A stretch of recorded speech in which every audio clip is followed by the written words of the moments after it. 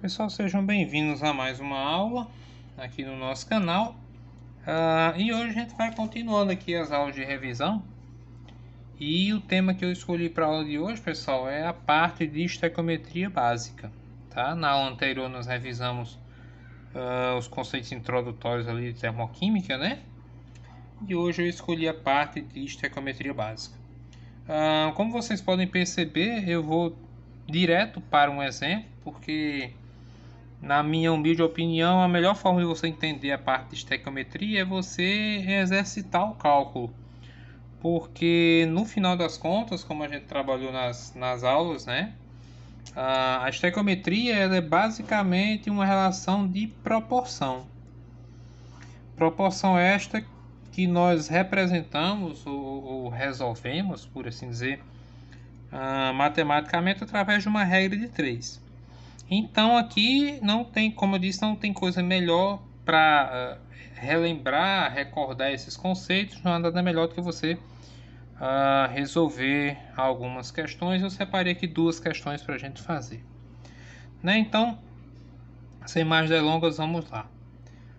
Um dos gases responsáveis pelo aquecimento da Terra é o CO2, presente na atmosfera. Atendendo ao protocolo de Kyoto, uma das tecnologias empregadas na redução dos teores desse gás está baseada na seguinte reação. Aí nós temos uma reaçãozinha aqui embaixo.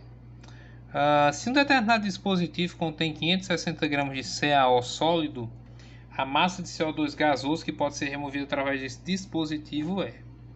Veja, pessoal, eu sempre comento que estequiometria é um conteúdo que preocupa muita gente, né? Mas que ao mesmo tempo, novamente na minha humilde opinião, é um conteúdo tranquilo. Desde que você, no desenrolar da coisa, né, desenvolva a tua capacidade cognitiva de interpretar a situação e de acordo com isso montar essa proporção na forma da regra de 3. Então, estequiometria é basicamente ou quase que exclusivamente a construção de uma regra de 3. Se você conseguir dominar essa técnica do que colocar na regra de 3, você não tem mais dor de cabeça nenhuma para resolver uma questão de estequiometria, principalmente estequiometria básica. Então, vamos aqui ao passo a passo, né? A primeira coisa, quando se trabalha com uma equação química, independente do conteúdo, seja estequiometria, termoquímica, equilíbrio químico, né? O tema que for, é primordial você conferir o balanceamento. Lembrar sempre que o balanceamento é uma chave, né, que abre as portas, né, dos conteúdos de química, né? Porque ela é o balanceamento, né, a equação balanceada que nos dá o mote, por assim dizer, que nos dá o norte, a orientação do que fazer. Então aqui, ó, conferindo rapidamente, a gente consegue ver que está balanceada a equação, né? As quantidades estão iguais de cálcio, oxigênio e carbono.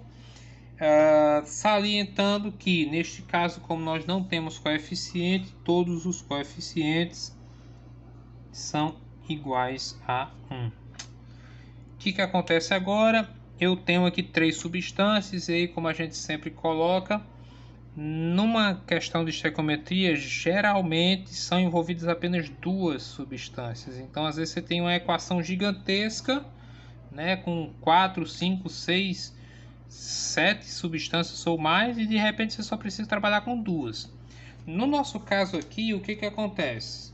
Ele diz que tem um determinado dispositivo com 560 gramas de CaO e pergunta para a gente a massa de CO2 que pode ser removida. Então perceba que em momento algum, a não ser na equação, mas momento algum da pergunta ele menciona o CaCO3. Então aqui já é uma carta fora do nosso baralho. Vamos trabalhar, portanto, só com essas duas aqui. Beleza? O que acontece agora? As quantidades que estão envolvidas devem ser também identificadas, não necessariamente as quantidades, mas as unidades, né? Então aqui nós temos 560 gramas de CaO, que é o dado que ele está fornecendo, e ele quer a massa do CO2 também em gramas. Por quê? Porque se a gente observar as alternativas, todas estão em gramas. Então a proporção a ser montada aqui vai ser a seguinte: eu tenho 560 gramas de CaO e quero a massa de CO. Então a proporção de massa para massa. No nosso caso, ou melhor dizendo, como em todo caso de estequiometria, a gente começa com a proporção em mol estabelecida exatamente pelos coeficientes, daí a sua importância. Para converter em massa, o que é que a gente faz? A gente pega a molécula, né? No caso as moléculas de Ca e CO2 e calcula a massa molar. Para a gente ganhar um pouco de tempo, eu já fiz aqui as contas em separado e eu vou botar só o valor aqui já prontinho de cada substância. Lembrando duas coisas. A primeira, que esse cálculo aqui consiste em você somar as massas de cada elemento, né? Nós temos inclusive videoaulas aí no canal falando como é que faz isso. E a segunda coisa é que, não vou dizer quase todas as questões, mas já existem muitas questões que eles dão esses valores aqui prontos, tá? Porque não é do interesse dele, da questão, saber se você consegue calcular a massa disso daqui ou não. Então o que é que eu vou fazer agora? Eu vou pegar o número de mols de cada um e multiplicar pela massa, né? Aqui vai ficar vezes 56. Aqui vai ficar vezes 44. E obviamente vai ficar 56 gramas e 44 gramas. E aí, pessoal, o que é que acontece? Nós vamos agora montar nossa regra de 3. Novamente, né? Como é que eu construo a regra de 3? A regra de 3 tem duas linhas. Na primeira linha, você coloca os dados que você retira da equação química. E a segunda linha, você tira os dados que você encontra na questão, no enunciado da questão. Então, o que é que nós temos aqui? O que é que nós encontramos na equação? Que 56 gramas do CaO consomem 44 gramas do CO2. E a questão quer saber o que? Ela quer saber o seguinte: com 560 gramas de CaO, 560 gramas de CaO, qual vai ser, né, a massa de CO2? Então aqui X. E agora é só fazer aqui o famoso meios pelos extremos, ou cruz credo, como você preferir chamar. E aqui novamente, pessoal, por uma questão de tempo, eu vou direto para a resposta. Quando você fizer as continhas aqui, você vai encontrar um X igual a 440 gramas de CO2. Tá bom? E isso equivale à alternativa C. 440 gramas. Então perceba que, como eu disse, as questões de estequiometria básica, principalmente, são questões que você resolve principalmente mantendo a calma, observando o enunciado, buscando ali saber com que substâncias você vai trabalhar. Lembra de conferir o balanceamento e é isso. Cuidado com as unidades de medida para ver que transformações, com quais transformações você vai trabalhar. E no mais é somente isso, tá certo? Muito bem, vamos aqui para uma próxima questão, onde nós temos aqui o seguinte: para formar um mol de óxido de alumínio a partir do alumínio puro, segundo a reação, nós temos a equação química, né? A massa necessária em gramas de oxigênio é de... Então vamos lá, vamos novamente por partes. Vamos reescrever aqui embaixo a equação, para que a gente possa trabalhar com ela de forma mais tranquila. Nesse caso aqui, ele não identificou os estados físicos, então a gente não identifica também. E vamos lá. Novamente nós temos 3 substâncias, né? Vamos começar conferindo o balanceamento. 4 alumínios no reagente, 4 alumínios no produto, 6 oxigênio no reagente, né? 3 vezes 2, 6 oxigênio no produto, 2 vezes 3. Então o balanceamento está tranquilo, está feito, né? Está resolvido. Não é uma dor de cabeça para a gente. Que mais agora? Vamos identificar que substâncias ele quer, né? Então aqui ele diz assim: para formar 1 mol de óxido de alumínio.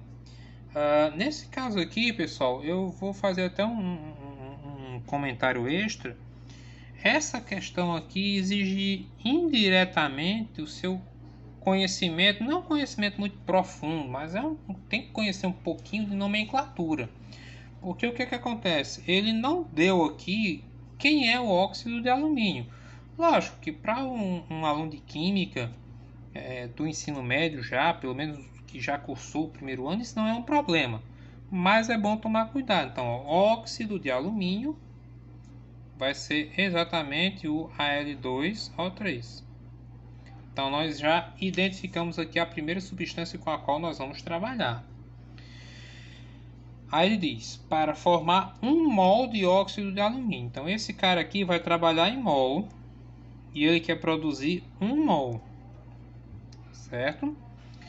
Ele pergunta então o que? A massa necessária em gramas, cuidado aqui, ó, especificou a unidade de medida. A massa necessária em gramas de oxigênio. Bem, então, obviamente, eu estou mencionando o O2. E de novo, o alumínio, né, o 4Al, não foi mencionado em momento algum, portanto, eu posso descartar. Tudo bem. Essa questão aqui já tem um outro aspecto a ser levantado, que é o seguinte: na questão anterior, ambas as substâncias foram convertidas em massa. Nessa daqui não. O que vai acontecer? A proporção aqui é de 3 mols de O2, né, para 2 mols do Al2O3. Lembrando mais uma vez que essas proporções, né, são estabelecidas pelo coeficiente e, de novo, né, reforçando outra vez, é por esse motivo que o balanceamento é obrigatório e ele precisa estar certo. Se o balanceamento não estiver correto, você vai ter sérios problemas na hora de resolver a questão de estequiometria. Então, dá para confiar que a equação está balanceada na estequiometria?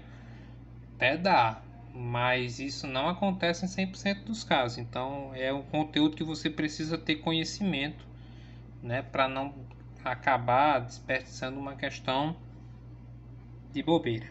Então o que é que vai acontecer aqui agora? O oxigênio nós vamos converter para massa, né? E o óxido de alumínio permanece como está. Eu não preciso mudar porque a unidade de medida já está correta. Então nós vamos fazer o que? Do lado de cá, eu vou pegar 3 vezes. De novo, por uma questão de praticidade, eu já vou botar o resultado. Ele deu a massa do oxigênio aqui, ó, por sinal. Então, O2 vai dar 32 gramas por mol. É a massa molar dele. Então, vai ficar 3 vezes o 32. Beleza? E do outro lado, como eu havia dito, não vai mudar nada porque a unidade já está idêntica, né? Então aqui, 2 mols. Perdão aqui pelo vacilo, esse 1 vai entrar depois. Então aqui o que acontece? Vai ficar 3 vezes 32, dá 96 gramas. E aqui vão ficar 2 mols. Muito bem, pessoal. Essa aqui é a primeira parte da nossa jornada, né? Quando for montar a regra de 3, o que vai acontecer? Nas duas linhas, na primeira linha, que são os dados da equação, você vai jogar exatamente o que a gente acabou de encontrar. 96 gramas produzem 2 mols.